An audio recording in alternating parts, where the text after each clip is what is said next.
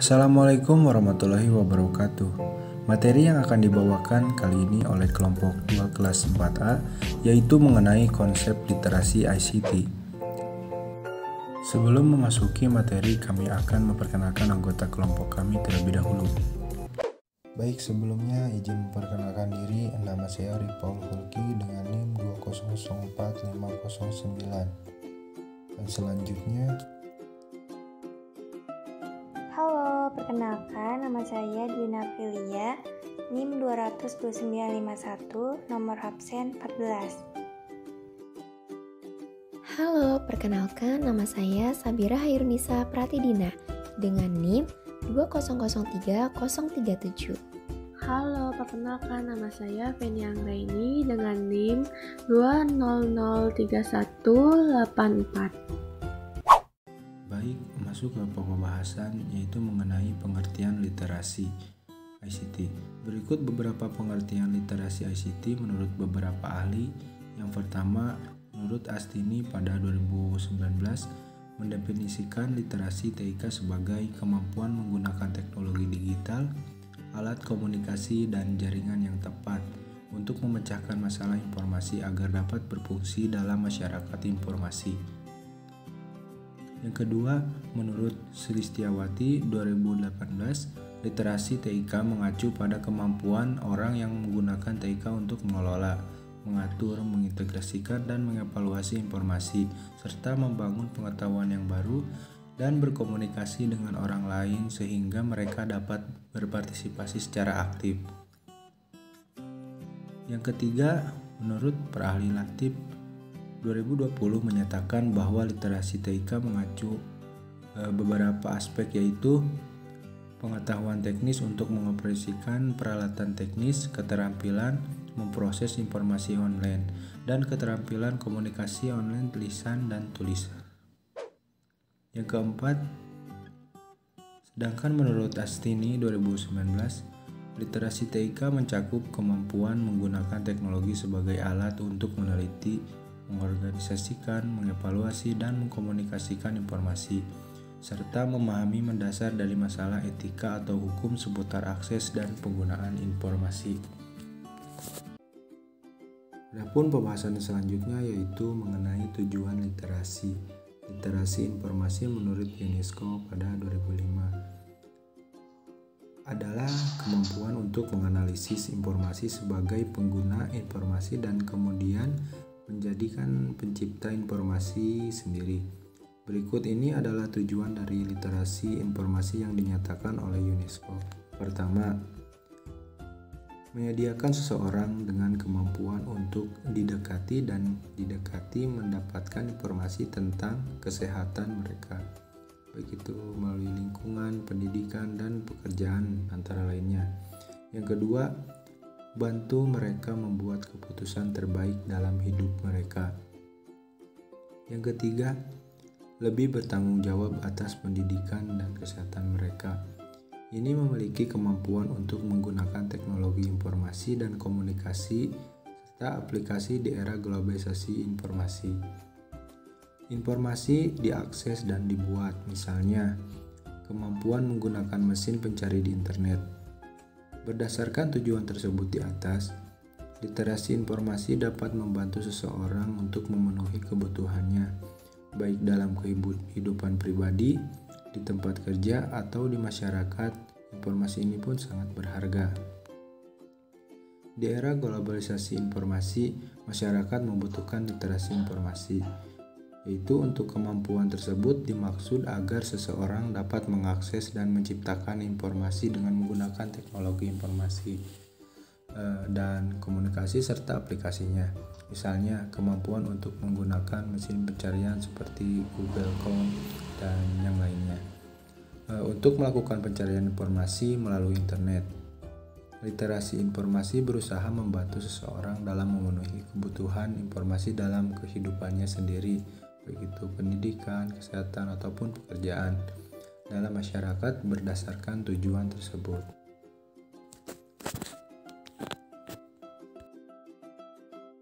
Baik, terima kasih Rifao. Selanjutnya di sini saya akan menjelaskan materi tentang sejarah literasi ICT. Dalam Komisi Nasional Perpustakaan dan Ilmu Informasi pada tahun 1974, menurut Paul Jurkowski, Presiden Asosiasi Industri Informasi Amerika Serikat, awalnya mengusulkan konsep literasi informasi atau disebut juga ICT. Nah, Paul Jurkowski mengusulkan pembentukan upaya nasional untuk mencapai literasi informasi universal dalam 10 tahun ke depan.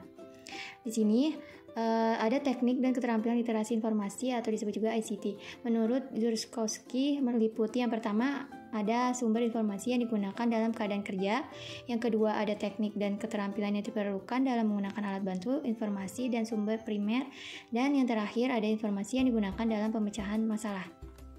Selanjutnya ada istilah literasi informasi, itu ditambahkan ke Thesaurus Eric sebagai deskriptor pada tahun 1992.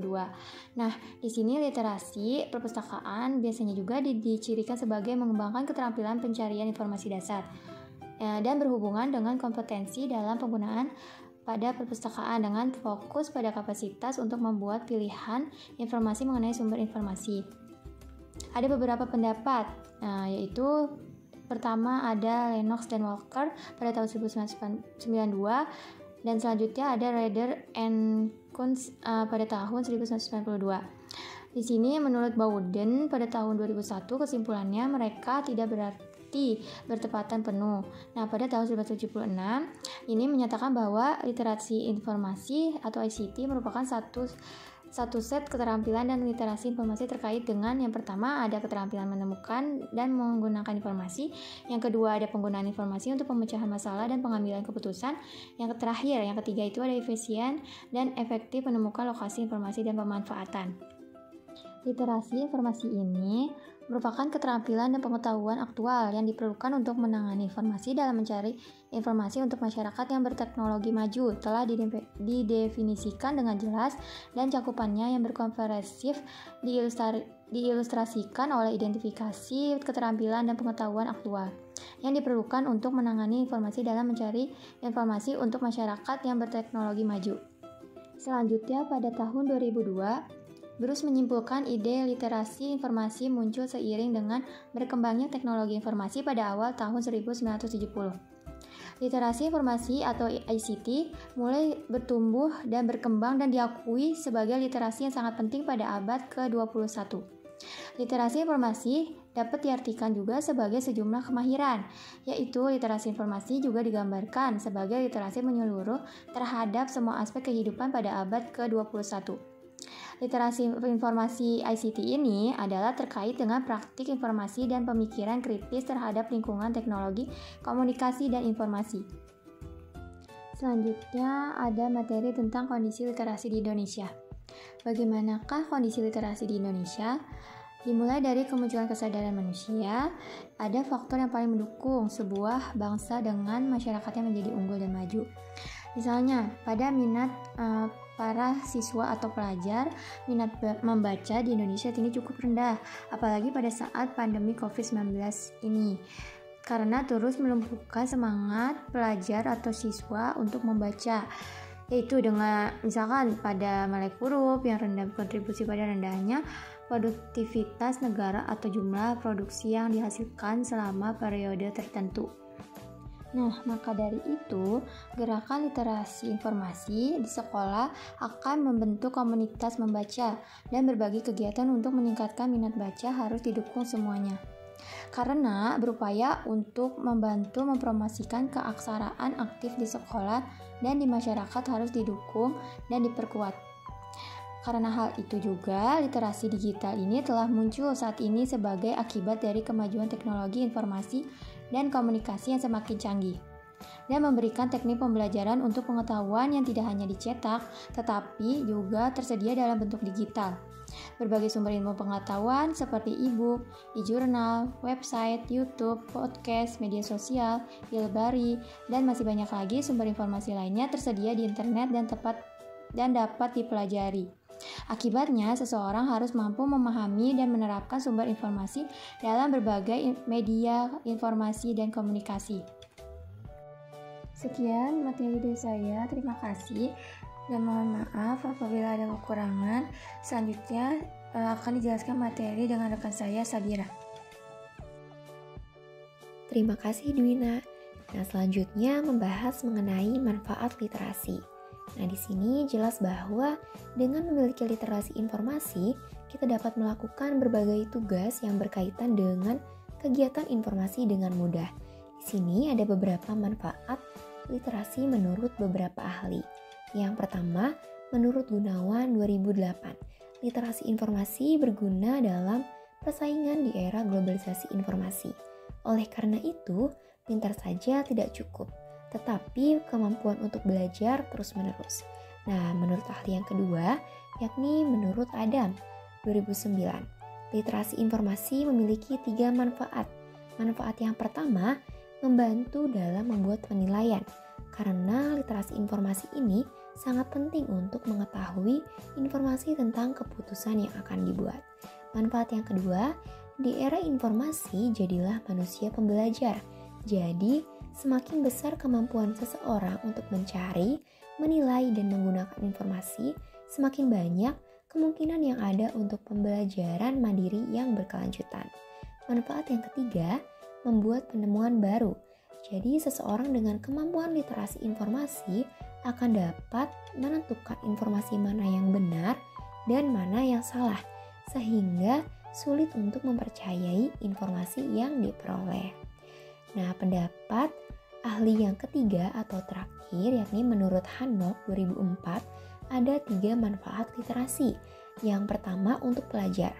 Nah, siswa dan guru dapat menguasai pelajaran dalam proses belajar mengajar, dan siswa tidak akan bergantung pada guru karena kemampuan literasi informasi yang dimilikinya memungkinkan mereka untuk belajar secara mandiri. Nah, yang kedua, untuk masyarakat. Nah, mereka mengidentifikasi fakta yang paling membantu saat membuat keputusan, seperti saat mencari bisnis atau mengelola perusahaan dan berbagi informasi dengan orang lain. Nah, yang ketiga, untuk pekerja. Nah, di lingkungan sekarang ini, pekerja harus mampu menyaring dan menilai informasi yang mereka peroleh. Nah, bagi pekerja juga, literasi informasi akan membantu dalam pelaksanaan pekerjaan dan penyelesaian berbagai kesulitan yang dihadapi di tempat kerja, serta dalam perumusan kebijakan.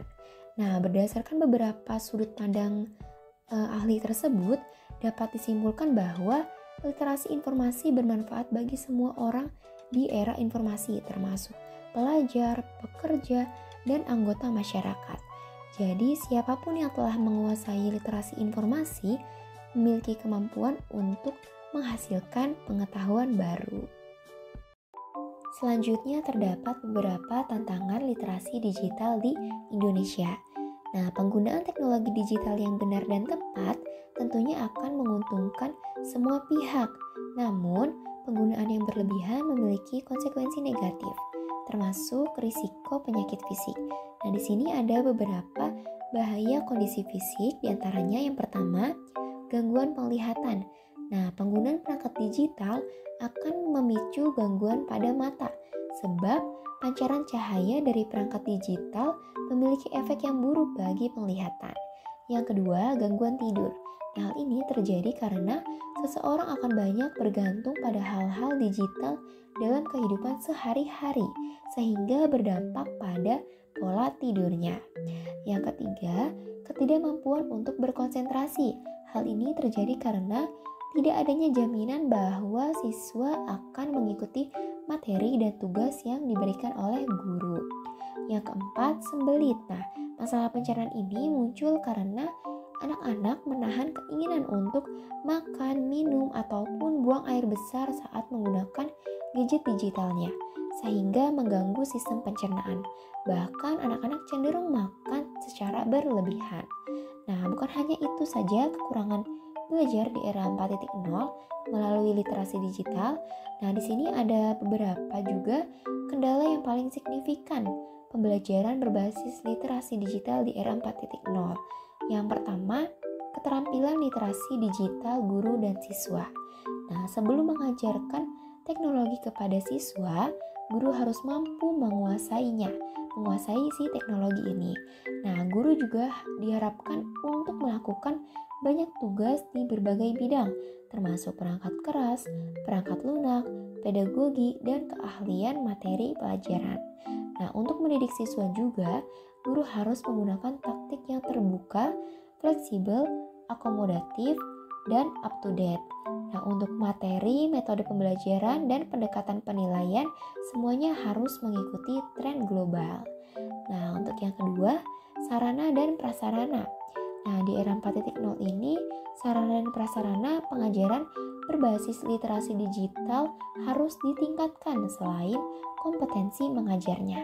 Hal ini terjadi karena pembelajaran berbasis literasi digital mengharuskan penggunaan perangkat digital yang tepat. Nah, selain itu, kondisi ekonomi peserta didik yang beragam memberikan tantangan tersendiri. Akibatnya, guru memainkan peran penting dalam identifikasi sarana dan prasarana yang dimiliki siswa dan menyesuaikannya dengan kegiatan pembelajaran berbasis literasi digital. Yang ketiga, ada kurikulum yang sesuai. Nah, literasi dan pembiasaan 4C digunakan untuk belajar. Nah, 4C ini apa aja? 4C ini ada kolaborasi, berpikir kritis, kreatif, dan komunikasi.